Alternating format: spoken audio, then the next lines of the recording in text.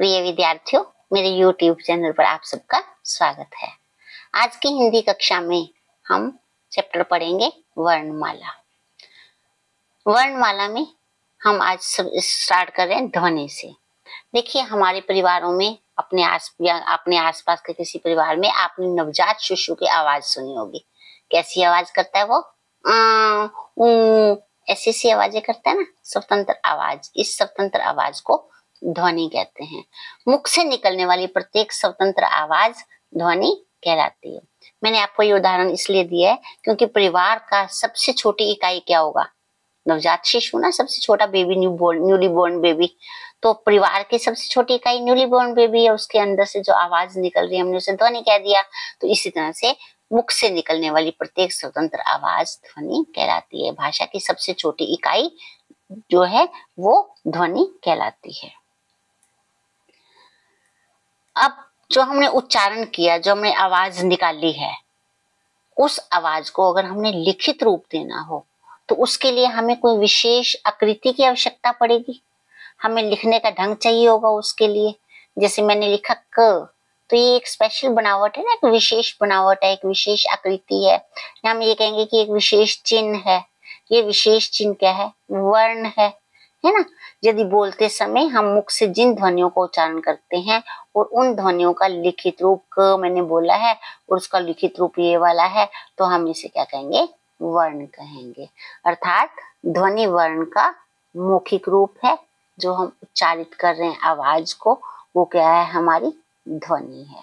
और उस ध्वनि को जब हम लिख देते हैं तो कहेंगे वर्ण ध्वनि का लिखित रूप है।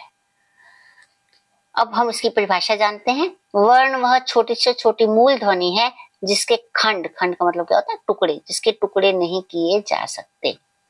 हमने जैसे अ ले लिया, अब मैं कहूंगी अब इस अ के टुकड़े करके दिखाओ, तो हम अ के टुकड़े नहीं कर सकते ना, ये सबसे लास्ट की है, छोटी इकाई है। ऐसे ही मैंने लिख दिया म हलंत लिखने में, तो हम इसके और टुकड़े नहीं कर सकते। तो ये सब क्या है?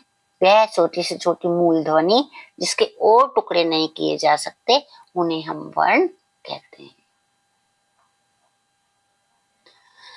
अब आपको मैंने ये बताया कि वर्ण जो है सबसे छोटी ध्वनि है जिसको हम लिखते हैं और हम जिसके टुकड़े नहीं कर सकते। लिपि क्या होती है? अब मैंने आपको ये बताया कि हर ध्वनि के लिए कोई ना कोई चिन्ह निर्धारित होता है। जैसे एग्जाम्पल के तौर पे मैंने प लिखा, तो ये प मेरी जो साउंड है, जो आवाज निकली है, इसके लिए ये वाला प का चिन्ह निर्धारित किया जाता है ना। क कैसे लिखना है, प कैसे लिखना है, च कैसे लिखना है, इसको लिखने के ये अलग अलग ढंग, जो भी ढंग है, जिस ढंग से ये सारे लिखे जाते हैं अलग अलग वर्ण, उसको हम क्या कहते हैं? लिपि। लिपि क्या हुई? वर्णों के चिन्हों को लिखने की विधि या लिखने का ढंग या वर्णों के चिन्हों को लिखने का तरीका, इसे हम क्या कह देते हैं? लिपि बोल देते हैं। अब मैंने इसमें उदाहरण का लिखा हुआ है, अ घ च जैसी ध्वनियों का एक विशेष आकृति में लिखा जाता है और इन आकृतियों के लेखन के नियमों को ही लिपि कहते हैं। हिंदी और संस्कृत की लिपि कौन सी है? देवनागरी है। याद करने का बड़ा अच्छा तरीका है। हम हिंदू जो हैं या संस्कृत हमारी पुरानी लैंग्वेज रही है, तो हम हिंदू किसको पूजते हैं? देवताओं को पूजते हैं ना। देवताओं की नगरी देवनागरी, तो हम याद रख सकते हैं हिंदी और संस्कृत की लिपि कौन सी है? देवनागरी है। यह ब्राह्मी लिपि से विकसित हुई है। यह एक वैज्ञानिक लिपि मानी जाती है। वैज्ञानिक लिपि इसलिए मानी जाती है क्योंकि इसमें हर चीज जो है प्रमाण के साथ है। किसी को हमने कह दिया कंठे हैं, तो ये कंठ स्वर में क्यों कंठ, ये वाले जो हमारे क ख ग हैं, इन्हें हम क्यों ये वाले स्वर का व्यंजन कहते हैं, या हमने स्वर कैटेगरी में पहले अ आई रखे हुए हैं, ये अलग क्यों रखे हुए हैं, ये सब, इन सब का कोई ना कोई प्रमाणिक रीजन है, इसलिए हम इसे वैज्ञानिक लिपि मानते हैं। हर ध्वनि के लिए एक निश्चित और स्पष्ट चिन्ह होता है। यह लिपि संसार की सभी लिपियों में से श्रेष्ठ है। देवनागरी लिपि बाएं से दाएं ओर लिखी जाती है। अब आप देखिए, हमने अगर लिखना है,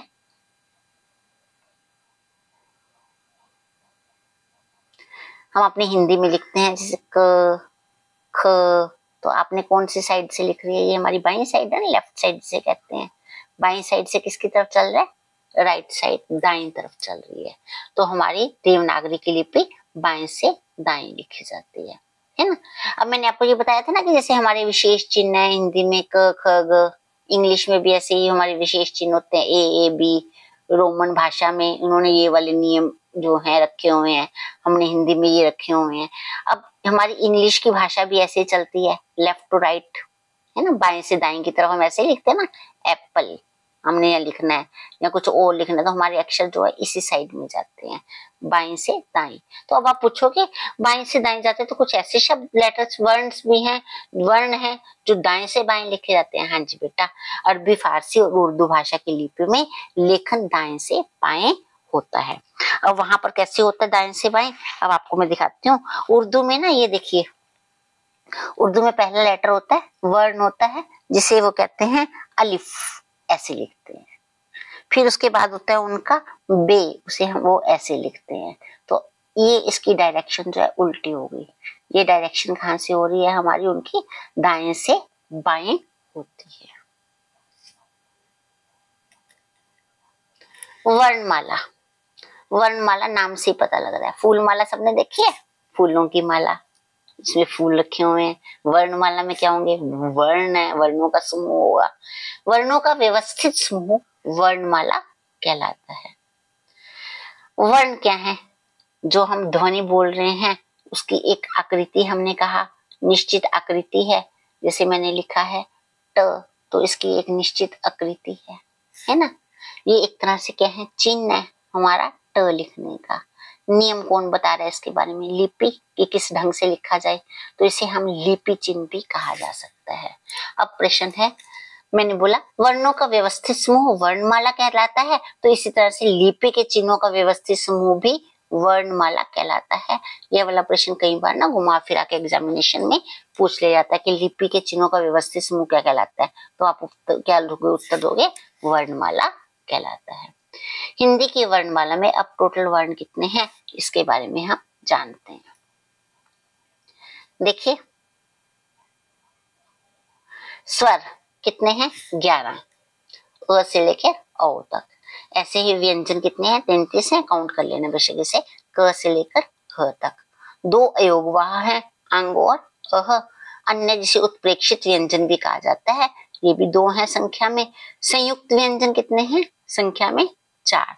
तो हमने इनका टोटल किया, कुल कितने हो गए ये, देखिए 11 और 13, 33, 44, 3 47, 2 49 और 11, 33, 44, तो 46, तो 48 और 4 52, टोटल हो गए 52।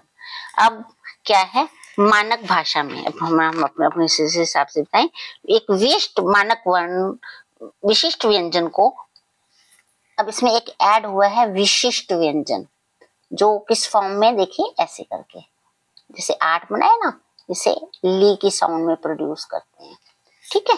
विशिष्ट व्यंजन ली को मानक वर्ण के रूप में मान्यता प्राप्त हो चुकी है। अब हमारे कुल वर्ण कितने हैं, 52 ये थे, इसमें एक ऐड कर दिया तो कितने हो गए, टोटल 53 वर्ण है इस टाइम हमारे हिंदी वर्णमाला में। समझ आएगी। अब प्रश्न अगर आता है हिंदी वर्णमाला में कितने वर्ण हैं, तो हम क्या कहेंगे, 53 वर्ण है। विशिष्ट व्यंजन कौन सा ऐड हुआ है इसमें, इसमें एक विशिष्ट व्यंजन हुआ ऐड, ली, ठीक है जी।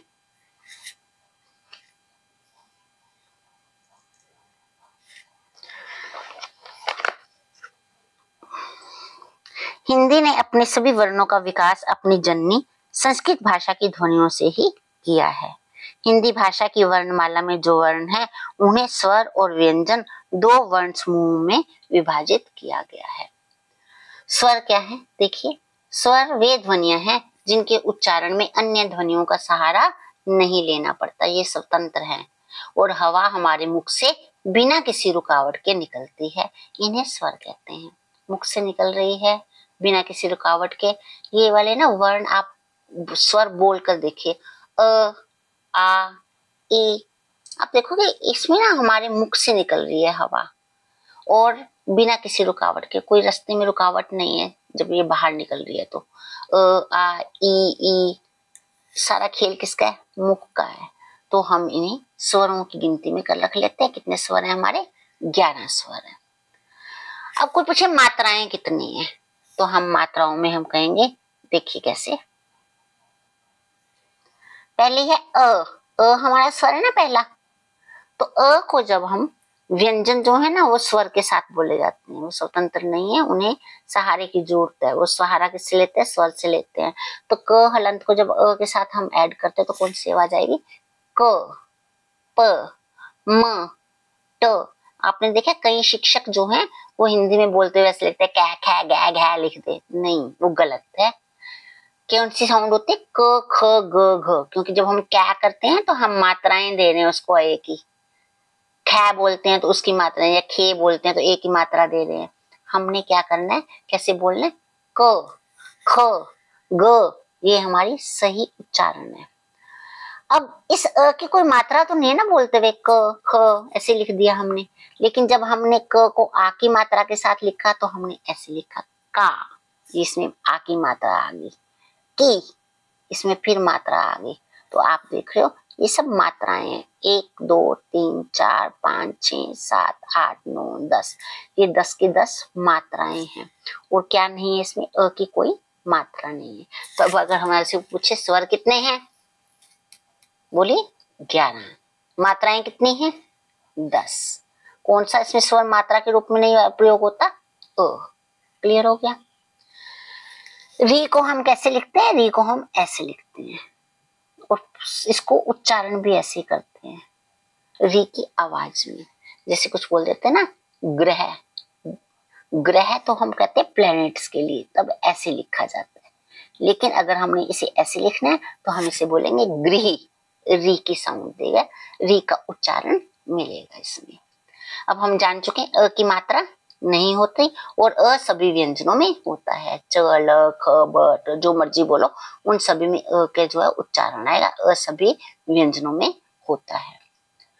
ओ और ऊ की मात्राएं, अब ये ध्यान रखिए, र के साथ मध्य में लिखी जाती है। मैंने लिखना है कु तो मैंने ऐसे लिख दिया, लेकिन र के साथ जब लिखते हैं तो ये मात्रा कैसे हो जाएगी, रु, रुपया, रूप, ये हमने ऊ बदल दिया, रूप। री की मात्रा र ट ठ ड ढ न के साथ नहीं लगती और श के साथ री जुड़ने पर ये वाला श्री बनता है, इसे श्रृंगार में लिखा जाता है। क्लियर हो गया। 11 स्वरों के अतिरिक्त हिंदी वर्णमाला में 2 वर्ण और भी हैं, जैसे अंग और अह। इसे हम कहते हैं अयोगवह ध्वनि। हम इसे कहेंगे कि ये स्वर या व्यंजन दोनों में से नहीं हो सकता। क्यों नहीं हो सकता, ना ये स्वर हम इसे कहते मानने को तैयार हैं, ना व्यंजन मानने को तैयार है। ऐसा क्यों है, देखिए ऐसा इसलिए है, प्रत्येक जो स्वर है जो है वो जब आपस में किसी स्वर के साथ मिलता है तो एक नया स्वर बना देता है। जैसे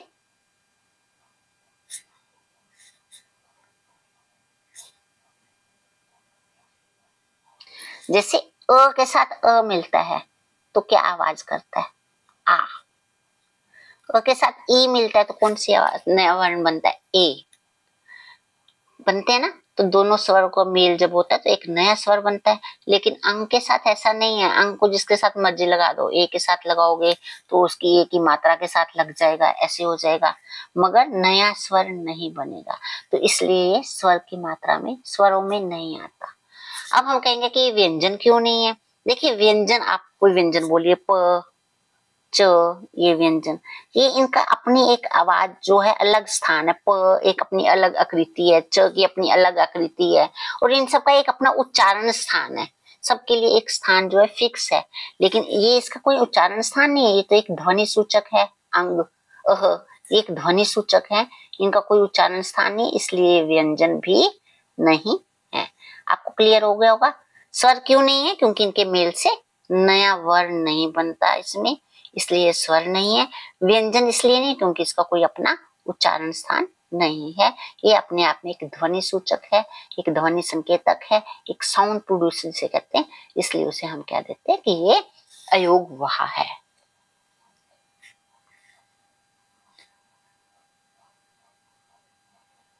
अनुनासिक स्वर क्या होते हैं, जब किसी स्वर वर्ण का उच्चारण करते समय हवा मुख और नासिका दोनों से होती है, इसे चंद्रबिंदु भी कहा जाता है। इन स्वरों को अनुनासिक स्वर भी कहा जाता है। अब आप देखिए यहाँ पर मैंने दांत, दांत के ऊपर चंद्र बिंदु लगेगा, अंगूठी पर चंद्र बिंदु लगेगा, आंख पर चंद्र बिंदु लगेगा। अनुस्वार एक ध्वनि है जिसका उच्चारण करते समय ध्वनि केवल नाक से निकलती है। इसका प्रयोग पंचमाक्षर के स्थान पर किया जाता है। मैंने लिखा था ना क ख ग, व्यंजन में जाकर देखना क ख ग घ, उसके बाद जो है अंगा, च छ ज झ ऐसे करके जो भी हैं अक्षर हमारे, ये सब क्या है, पंचमाक्षर आ जाते हैं, इनको पंचमाक्षर कहा जाता है। इसे हम व्यंजन जब हम पढ़ेंगे उसकी वीडियो में जानेंगे इसके बारे में। विसर्ग ध्वनि का उच्चारण ह के समान है। ये जो लगते हैं ना, इन्हें हम ह की साउंड देते हैं। जैसे प्रातः, अतः, पीछे कौन सी साउंड आ रही है, ह का उच्चारण आ रहा है, ह की आवाज आ रही है। विसर्ग का प्रयोग केवल संस्कृत शब्दों में होता है।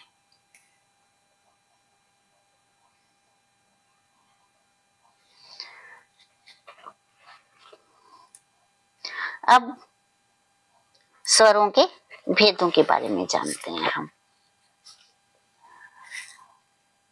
स्वर के मुख्यतः कितने भेद हैं? 3 भेद हैं। कौन कौन से?